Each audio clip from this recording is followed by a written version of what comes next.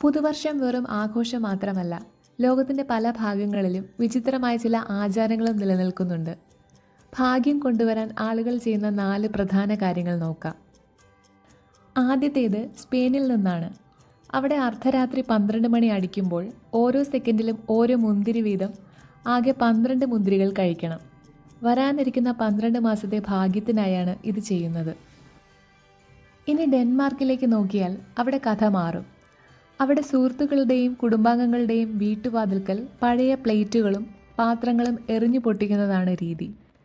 ജനുവരി 1-ാം തീയതി രാവിലെ നിങ്ങളുടെ വീട്ടുവാതിൽക്കൽ പൊട്ടിയ പാത്രങ്ങളുടെ വലിയൊരു കൂമ്പാരമുണ്ടെങ്കിൽ അതിൻ്റെ അർത്ഥം നിങ്ങൾക്ക് അത്രയധികം പ്രിയപ്പെട്ടവരുണ്ട് എന്നാണ്. സ്കോട്ട്ലൻഡിൽ ഫസ്റ്റ് ഫൂട്ടിംഗ് എന്നൊരു രീതിയുണ്ട്. അർദ്ധരാത്രിക്ക് ശേഷം നിങ്ങളുടെ വീട്ടിലേക്ക് ആദ്യം കയറി വരുന്ന ആൾ കറുത്ത മുടിയുള്ള ഒരു പുരുഷനായിരിക്കണം. അദ്ദേഹം കൽക്കരിയോ മധുര പലഹാരങ്ങളോ കൊണ്ടുവന്നാൽ ആ വർഷം മുഴുവൻ ഐശ്വര്യം ലഭിക്കുമെന്നാണ് വിശ്വാസം. അവസാനമായി ഫിലിപ്പീൻസിലേക്ക് വരാം.